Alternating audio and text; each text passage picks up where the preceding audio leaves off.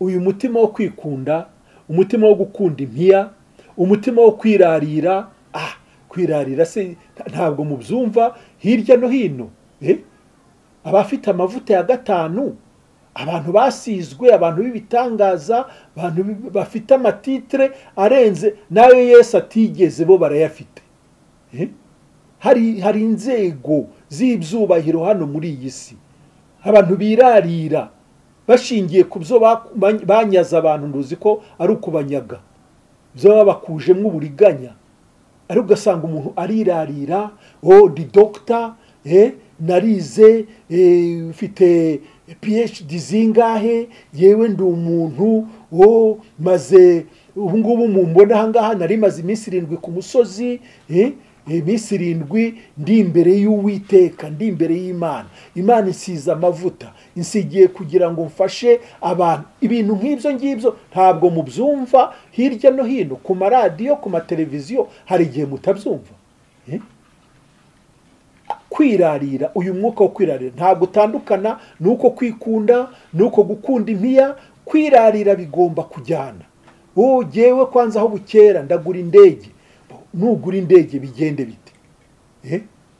Nugura indege mukozi w'Imana bigende bite? Ese urayigura muki? Mu mafaranga ukuye he? Si yandi ucurika abantu ukayabakuramo kandi ubizeza ibitangaza bitabaho. The Zoom TV 24. Bakunze ubutumwa bwiza aho muherereye mwese, mbanje kubaramutsa mu izina ry'Umwami wacu Yesu Kristo. Uwo muri kumwe ni Pastor Ngaramba Albert, hagarariye itorero ryitwa Umutima wa Kristo. Tukaba dukorera hano mu mujyi wa Kigali. Uyu munsi rero nishimiye kubasangiza ijambo dusanga mu rwandiko rwa 2 Paulo yandikiye Timoteyo mu gice cyawo cya 3, duhereye ku murongo wa 1 tukageza ku wa 7. Ariko nkaba nibanda ku murongo wa 2 n'umurongo wa 7 cyane cyane, cyangwa se wa 7 nze gukora mu kindi gice, kuko byose mbikubiye hamwe bishobora kuba birebire. Reka tugerageze turebe aho tugarukiriza, wenda ikiganiro tugicemo 2, ariko kandi bizagenda bikurikirana n'ubundi uko tuzagenda tugira amahirwe nyine yo gusangira ijambo. Umutwe w'ijambo uragira uti ubuhenebere buteye ubwoba bwo mu minsi y'imperuka. Ubuhenebere buteye ubwoba bwo mu minsi y'imperuka. Uwo ni umutwe w'isomo cyangwa se umutwe w'ijambo nk'uko abanditse Bibiliya bashimye nyine kubikora. Ariko umurongo wa 1 utangira ugira uti umenye yuko mu minsi y'imperuka hazaba ibihe birushya. Uwo ni Paulo yandikira Timoteyo, avuga ati umenye yuko mu minsi y'imperuka hazaba ibihe birushya, kuko abantu bazaba bikunda, bakunda impiya, birarira, bibona, batukana, batumvira ababyeyi babo, indashima, batari abera, badakunda n'ababo, batuzura, babeshyerana, batirinda, bagira urugomo, badakunda ibyiza, bagambana, ibyigenge, bikakaza, bakunda ibibanezeza aho gukunda Imana, bafite ishusho yo kwera ariko bahakana imbaraga zako. Abameze batyo ujye ubatera umugongo, kuko muri bo harimo abagabo bomboka mu mazu, bakanyaga abagore batagira umutima, baremerewe n'ibyaha, batwarwa n'irari ry'uburyo bwinshi, bahora biga ariko ntabwo babasha kugira ubwo bamenya ukuri. Aya ni amagambo yanditswe kera, amagambo intumwa Paulo yanditse ikiriho, ariko kandi ubu hakaba hashize imyaka igera hafi ku 2,000. Imyaka 2,000 irashize aya magambo avuzwe. None tugiye kureba ikintu aya magambo yaragendereye. Ese aya magambo hari aho ahuriye n'iyi si ya none tubona? Iyo mvuga isi, bavuga iyi si nyine y'ibyaha, iyi si y'ubugome bukabije, aho twumva intambara hirya no hino, aho twumva inzara n'ibyago bitandukanye, aho twumva abantu bicana kandi ntacyo bapfa. Mbese ndagira ngo turebe neza niba iki kintu aricyo Pawulo yashaka kuvuga. Ntabwo Pawulo yavugaga ibintu bijyanye n'iyi si tureba n'ubu buzima bwo hanze tubona aha ngaha, ahubwo Pawulo ibyo yavugaga byose yabivugaga ashingiye ku bintu bijyanye n'imyizerere, ku bintu bijyanye n'iyobokamana, ku bintu bijyanye no gusenga, ku bintu bijyanye no gukorera Imana. Mbese abantu bitwa ko ari ab'Imana nibo Pawulo yavugaga. Ntabwo Pawulo yavugaga abantu b'isi, kuko ab'isi bo n'ubundi ni ab'isi, kandi nta n'igitangaza cyaba kirimo turamutse tubonye abantu b'isi bagaragaza ibi byose Pawulo avuga aha ngaha. Umupagani n'umupagani, kandi nta n'ikindi yakora nyine uretse ibyaha. Ariko niba Pawulo avuga ku bijyanye n'ubuhenebere bwo mu minsi y'imperuka, buriya ikintu yari agamije kuvuga ntabwo ari ikijyanye n'aba bantu nyine b'isi, ahubwo yashaka kugaragaza umwuka uzaba uri mu cyitwa itorero, umwuka uzaba uri mu idini, umwuka uzaba uri mu iyobokamana, umwuka uzaba uri mu bantu basenga. Nicyo Pawulo yashaka kuvuga. Abantu bavanga ubutumwa bwiza bakabuvanga n'ibyaha, abantu bavanga ubutumwa bwiza bakabuvanga n'irari rya kamere, irari ry'uyu mubiri. Mbese ugasanga umuntu aritwa uw'Imana, nyamara nubwo yitwa uw'Imana ntabwo ubuzima bwe bugaragaza Imana, ntabwo ubuzima bwe butanga umugisha, ntabwo butanga impumuro nziza, ntabwo ubuzima bwe mbese bunezeza cyangwa se bunyura abo bari kumwe cyangwa se abamwumva. Avuga ati umenye yuko mu minsi y'imperuka hazabaho ibihe birushya. Ibi bihe birushya ntabwo ari ibintu bijyanye n'inzara, ntabwo ari ibihe birushya bijyanye n'imibabaro y'iyi si dusanzwe tumenyereye, ahubwo ni ibihe birushya mu buryo bw'umwuka.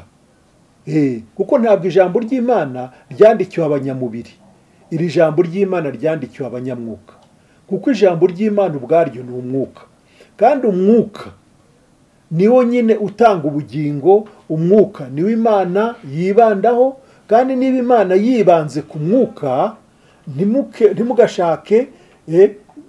ntimukabishakire muri biriya nanone tubona mu madini yitwa ya Gipantekote, Bibiliya byo kwikunkumura, byo kuvuga mu ndimi, byo kugira gute. Ntabwo ari ibyo ngibyo, ntabwo ari wo mwuka tuvuga. Iyo tuvuga umwuka tuba tuvuga ibijyanye n'Imana.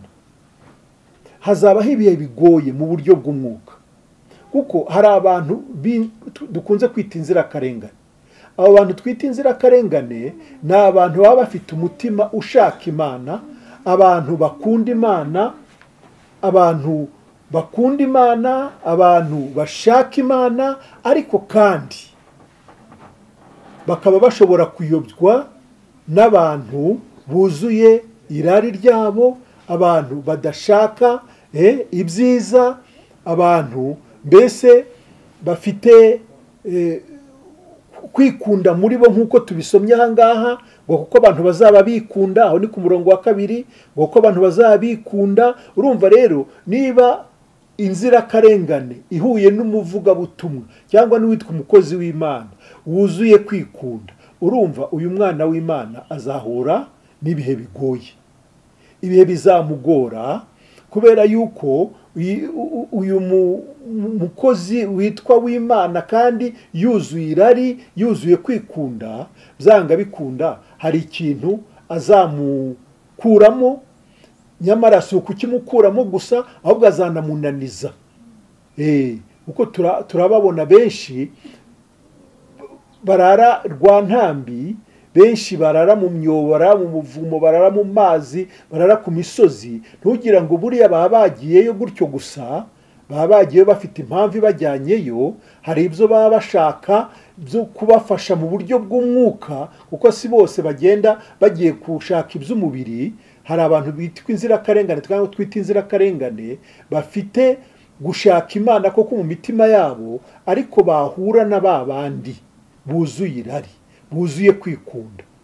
Abo ngabo bakabashyiraho imitwaro yindi Yesu yavuze ngo idaterurwa, bakabikoreza imitwaro idaterurwa, bakabakubita amategeko yandi ya Mose, yandi yananiranye, yandi yatumye Yesu Kristo ava mu ijuru, bakabakubita amategeko, bakaburiza imisozi, bakabicisha inzara, bakabasaba ibintu byo gutanga ibitambo n'iki kugira ngo babashe kugera ku cyo bashaka, nyamara atari yo nzira.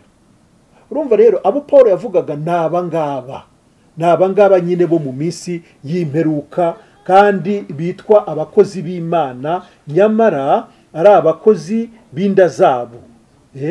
Abakozi b'inda zabo nk'uko yabigaragaje neza mu Byakozwe n'Intumwa igice cya 20. Ibyakozwe n'Intumwa igice cya 20, wenda duhere ku murongo wa 20, naho dushobora kuhasanga amagambo ajyanye nayo, nubwo tugaruka kuri uru rwandiko rwa kabiri nyine Paulo yandikiye Timoteyo, ariko reka tunyarukire mu Byakozwe n'Intumwa igice cya 20.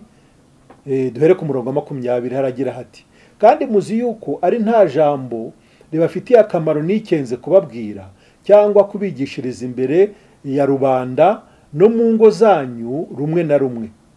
Nahamirije Abayuda n'Abagiriki kwihana imbere y'Imana no kwizera Umwami Yesu Kristo.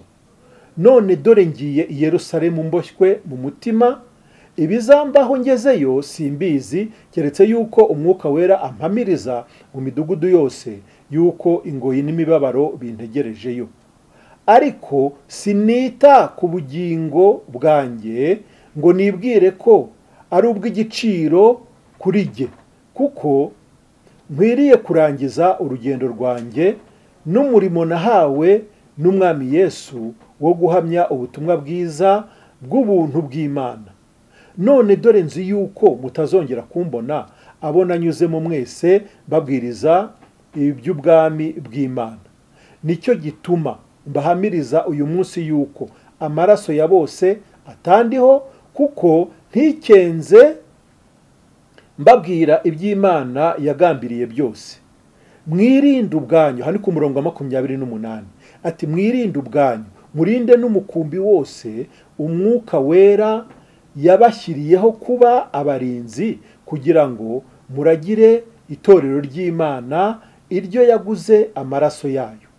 Nzi yuko nimara kuvaho amasega aryana azabinjiramo ntababarire umukumbi, kandi muri mwe ubwanyu hazaduka abantu bavugira ibigoramye kugira ngo bakururire abigishwa inyuma yabo. Aho ni ku murongo wa 30, ngo kandi muri mwe ubwanyu hazaduka abantu bavugira ibigoramye kugira ngo bakururire abigishwa inyuma yabo.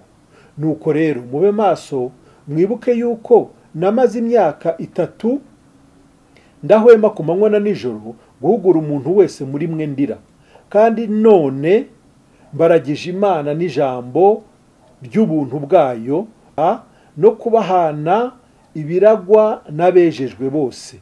Sinifuje ikintu cy'umuntu wese, ari ifeza cyangwa izahabu cyangwa imyenda. Ubwanyu muzi yuko aya maboko yanjye ariyo yankenuraga ibyo nkennye n'abo twari turi kumwe.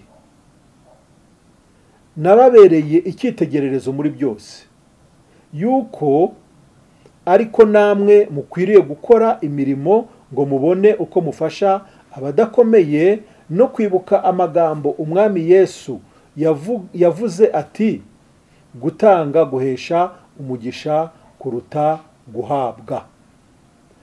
Ahangaha twumvise amagambo ajyanye neza n'ariya Paulo yandikiye Timoteyo y'ubuhenebere bwo mu minsi y'imperuka.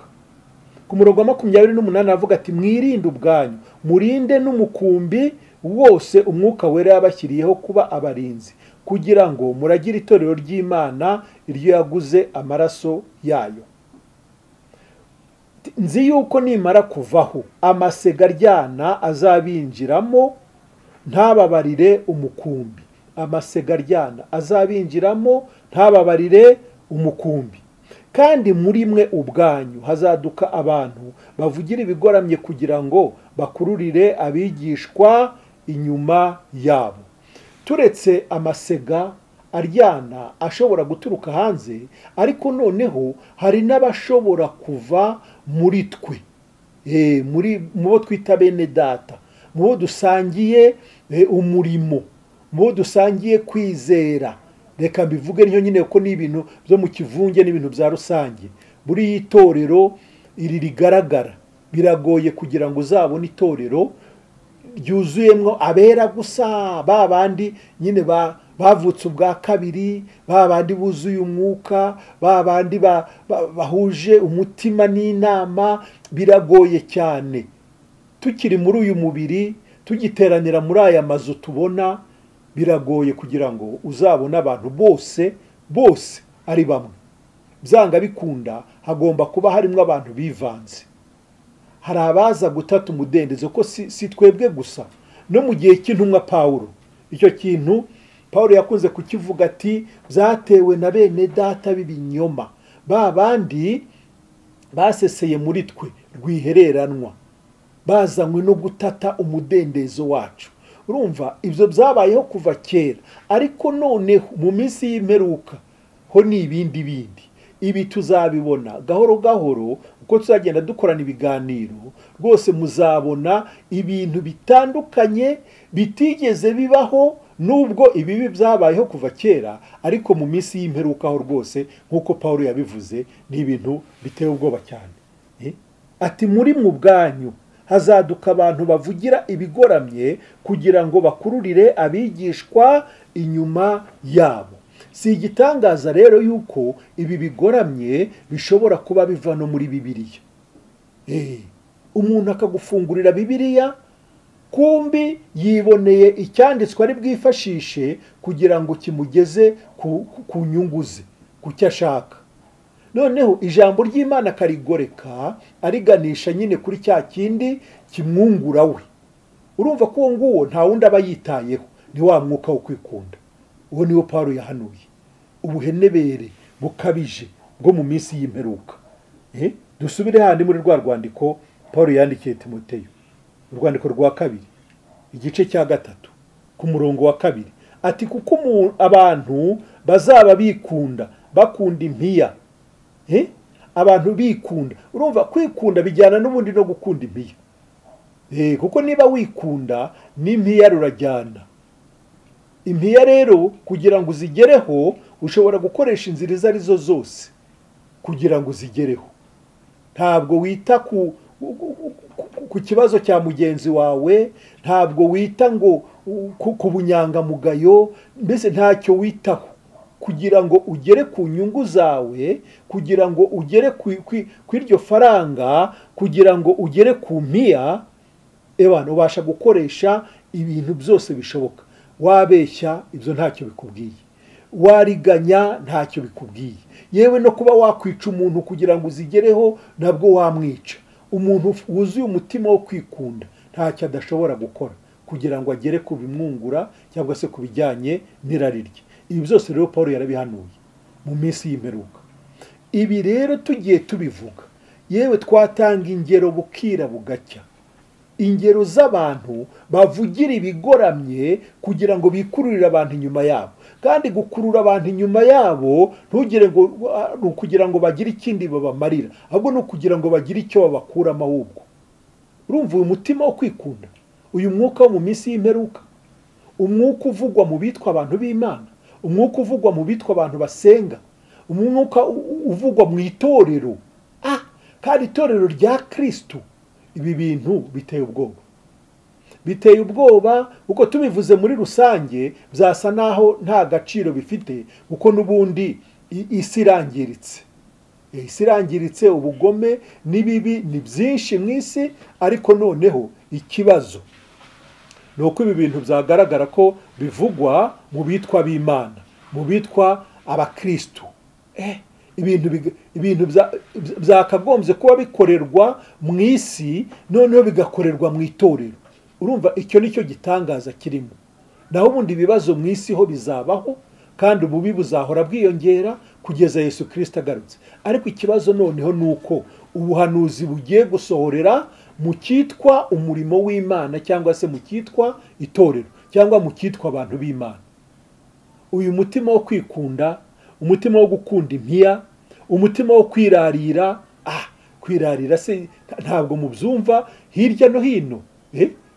Abafite amavuta ya gatanu, abantu basizwe, abantu b'ibitangaza, abantu bafite amatitre arenze nayo Yesu atigeze, bo barayafite.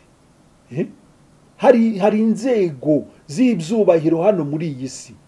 Abantu birarira bashingiye ku byo banyaza abantu, nduzi ko ari ukubanyaga, byo babakujemo uburiganya. Ari ugasanga umuntu arirarira, ndi doctor, narize, ufite PhD zingahe, yewe ndi umuntu maze ubu ngubu mumbona ahangaha nari maze iminsi 7 ku musozi, iminsi 7 ndi imbere y'Uwiteka, ndi imbere y'Imana. Imana isize amavuta, insigiye kugira ngo mfashe abantu. Ibintu nk'ibyo ngibyo ntabwo mubyumva hirya no hino ku maradiyo, ku mateleviziyo, hari igihe mutabyumva. Kwirarira, uyu mwuka wo kwirarira ntabwo utandukana nuko kwikunda, nuko gukunda impiya. Kwirarira bigomba kujyana. Jewe kwanza aho bukera ndagura indege. Nugura indege bigende bite? Nugura indege mukozi w'Imana bigende bite? Ese urayigura muki? Mu mafaranga ukuye he?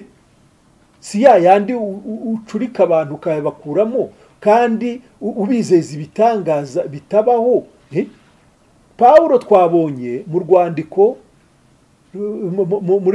muri ya rwandiko nyine cyangwa se kira gitabo cy'ibyakozwe n'intumwa, ibyakozwe n'intumwa 20, twumvise ko Pawulo ubwe avuga ati muzi neza yuko namaze imyaka 3 mbana namwe, nkoresha aya maboko yanjye, ntawe nariyake, ahubwo nakoreshaga amaboko yanjye nkabona ikintunga nabo twari turi kumwe. Ariko uwanone yirata iki? Uwanone yirata ibintu. Niba ari V8 afite, niba ari indege nyine ashaka kugura wa mugani we, niba ari inzu afite, niba ari ibiki, bese ugasanga afite ukuntu yirarira.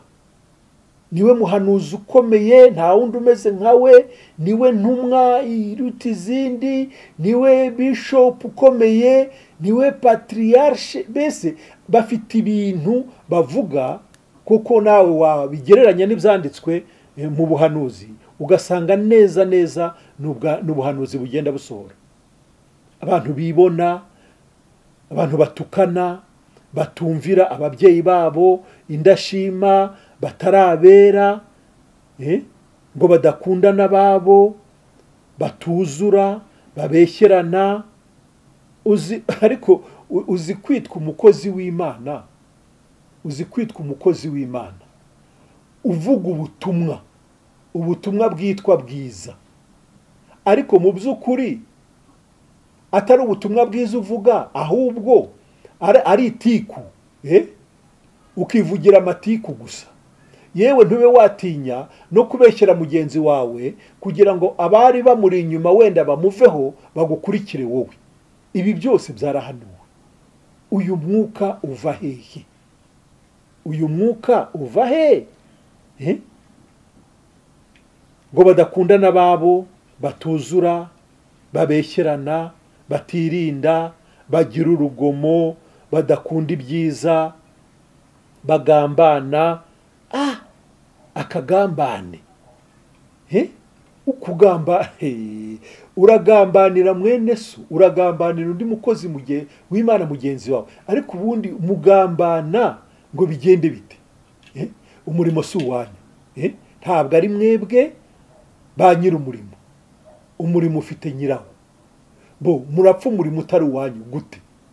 Niba umurimo ari uw'Imana twawupfa dute? Turagambana ngo uriya bamuva inyuma, uriya bamukureho, njyeho ngo bigende bite?